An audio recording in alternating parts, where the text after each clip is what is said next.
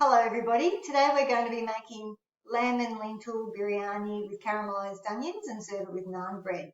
The first thing we're going to make though is the naan bread. But before we begin, you need to wash your hands, 20 seconds, hot soapy water, get between your fingers and around all your wrists. Make sure you have a clean apron or a clean shirt on, and make sure you have some clean tea towels, dishcloths ready to begin. The other thing you need to do is be prepared with your workbench. Make sure you have a clean bench to begin with, have all of your ingredients out, ready to go. I have everything there for the lamb and lentil biryani over here, and I have that naan bread ingredients here ready to begin. Now the reason we're doing the naan bread first is because it needs proving time. So while the bread dough is proving, we can be doing things with the biryani. It's all about time management. So first of all, you need to have a teaspoon of yeast into a bowl, and you need half a cup of warm water, 125 mils. Okay, I've already preheated my water from my tap, so I'll pop that in there. And you need 1 teaspoon of runny honey, so that's going to be the sweetener for the yeast to help the yeast grow, because yeast loves a little bit of sugar. So for yeast to grow, they need warmth, they need moisture, and they need food. So that's what we're going to be giving them today. And what we're wanting to do is we want the yeast to start to bud and to multiply. And as they do that, they release carbon dioxide, and that's what's going to make your naan bread nice and bubbly and light. Okay, it doesn't look like much now. I'm going to sit it in a warm bath. So I've just put this much of warm water in my sink.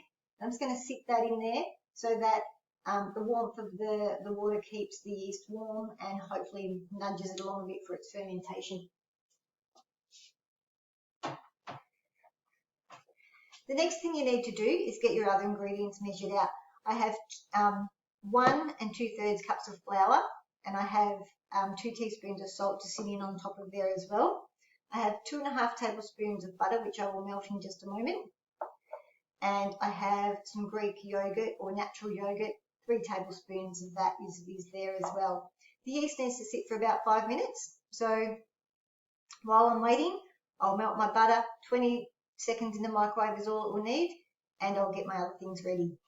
So my yeast is really beautiful and frothy now. I'm not sure if you can see that. And so I'm ready for the next step. I need to put my 1 2/3 cups of flour into a bowl and just stir that together. Now what the action of salt does in a bread dough is it actually slows the growth of yeast down a little bit. So that's why that's important to have in there, so that it doesn't just continue and continue. Okay, and then in with my yeast, I'm going to put my yogurt and my butter. Make sure you cover your butter when you put it in the microwave so it doesn't splatter and make a mess in your microwave. Stir them, combine them together. And then into your flour. Now we're using a high protein flour in this recipe. You can just use normal flour if you want to. If you don't have the baker's flour in your cupboard. Okay, it just has a higher amount of gluten in it.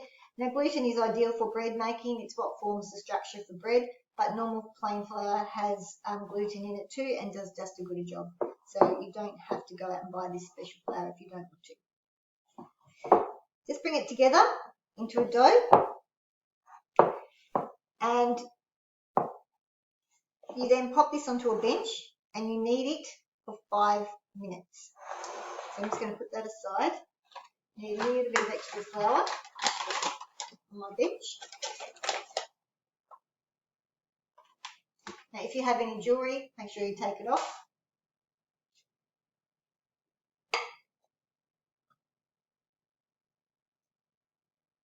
If it's a bit crumbly at this stage, don't worry too much. It will come together. Bring it all together with your hands and then kneading by folding it towards you, press it down, quarter of a turn, fold it towards you. Now if you've measured accurately all your dry ingredients and your wet ingredients, it shouldn't be too sticky or too dry. You need to do that for 5 minutes. Now make sure you've set your timer for the full 5 minutes. It does feel like a long time when you're doing it. It should be a really lovely, nice, smooth dough when you've done it for 5 minutes. I've washed my bowl out, place it back in there, just cover it lightly with some Glad wrap.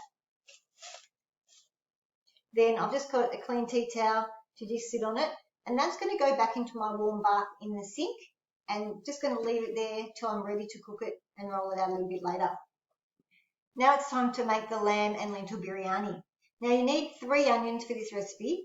Now I've just sliced up 2 onions and put them aside because they're the ones that we're going to caramelize. And then you need a 3rd onion, which you'll cook up and cook separately.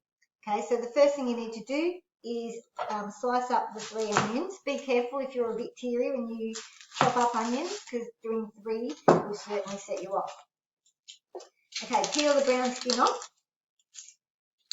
And normally we often dice onions, but this time we're slicing them.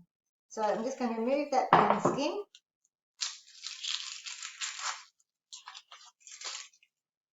Have a scrap bowl or put it straight into your rubbish bin. Cut that onion in half. Put the flat side down on the chopping board and then just thinly slice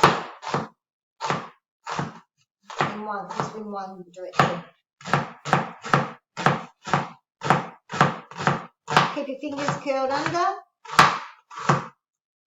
so that you don't cut yourself. And those onions can go in a separate bowl. I'm going to show you how to cook the caramelised onions first. So first of all, you need to preheat your pan. It's on a medium to high heat. And you need to add 1 tablespoon of vegetable oil to your pan. And half the butter. Okay, I'm going to add my onions straight away. Turn them down a little bit, so a little bit hot. And some salt.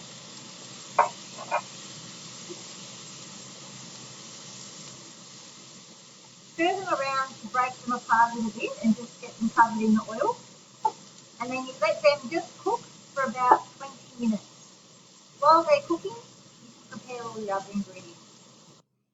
So my onions are still cooking in the background there. They have about 10 more minutes to go, and I have organised the rest of my ingredients. So you have 1 onion, you have your 200 grams of lamb mince.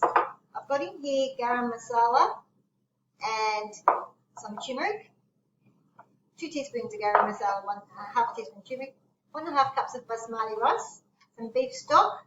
You can use chicken stock or vegetable stock if you don't have beef stock, it's fine. Some lentils, which I'm going to drain off. Now to open this tin, pull it back till it clicks all the way back, spin it back around, open it. If that happens, we need a can opener. Let's hope I can open this. Okay, crisis averted. I was able to open it with just a normal traditional can opener, so that was fine. I've drained them off and I've rinsed them, so they're clean and ready to be used. Now with the garlic, I've peeled the garlic and just using a microplane grater, I'm just going to grate that.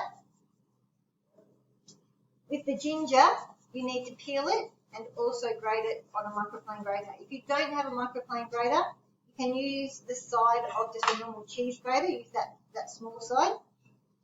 Sharp tap to get it off, or you can just finely chop it and dice it. Potato peeler to peel off the ginger.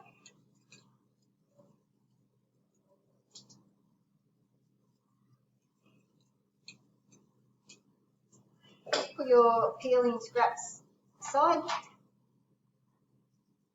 and then also on the microplane grater. You need about 4 centimetres of ginger. Just give it a sharp tap. Then with the chilli, trim off the ends in half. Scoop out the seeds and you can give them a rinse out as well. They're not coming out easily. Now with the chili, I've just sliced it into thin strips and then back around this way and just a nice little dice up. Now I've just checked my onions as well, and they need the brown sugar added to them next. Give that a stir, and then they just need another couple of minutes to go. Then we're ready to start cooking the biryani. Okay, brown sugar in, and stir that through. The brown onion is ready and it looks amazing. So I'll just pop that into another bowl. Now I'm ready to do the lamb biryani. I've now brought all of my ingredients over to my stove top, and we need to heat up about another tablespoon of oil, the rest of the butter into a large fry pan, heat that through. We cook the other onion till it's translucent and nice and soft, and then we'll add the mince, cook that till it browns off, then we add the other spices and other ingredients. My onions are soft now, so I'm going to add my mince. Now while that's browning, I'm going to use my wooden spoon, break it apart and let that cook till it's nice and brown. My mince is nice and brown, so now I will be adding my ginger, garlic and chilies and my garam masala and turmeric. They need to cook off for 1 minute. The next step is to add the rice, stir that to coat it. Just turning my heat down a little bit, it was on a bit high. So stir that through, then add your beef stock and your lentils.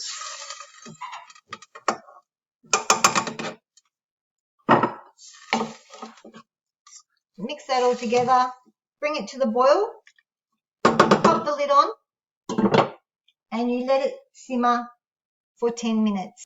Okay, now it's time to do the final part for the naan bread. Mine hasn't risen as much as I thought it would.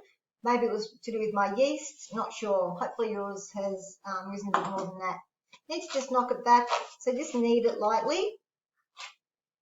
Cut it into 4, because this makes 4 naan breads. Then just knead it on your bench and then use a rolling pin to roll it out into an oval shape. Got this rolling pin just for $5 from Coles, they're not expensive, so if you don't have one, you can grab one from there, or you can just use a spray oil can to use as well. Roll it out quite thin, and then we can heat up the fry pan ready to cook them. So I've preheated my fry pan ready for my naan bread.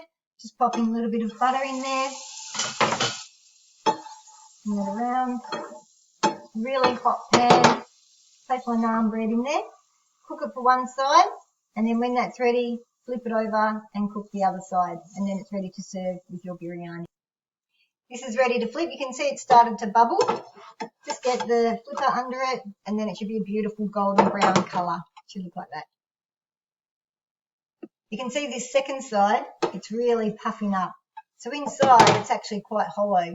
So that's what you're looking for when you're cooking your naan. So we're ready to plate up. We have the lamb biryani, which looks and smells amazing. Just place that into a bowl. Then you have your caramelised onion that you can serve on top. Have some Greek yogurt to serve on top as well, however much you like, and a couple of bits of chili for some colour. And there you have your lamb biryani with caramelised onion and your beautiful fresh naan bread. Enjoy everyone. I'll catch you soon. Bye.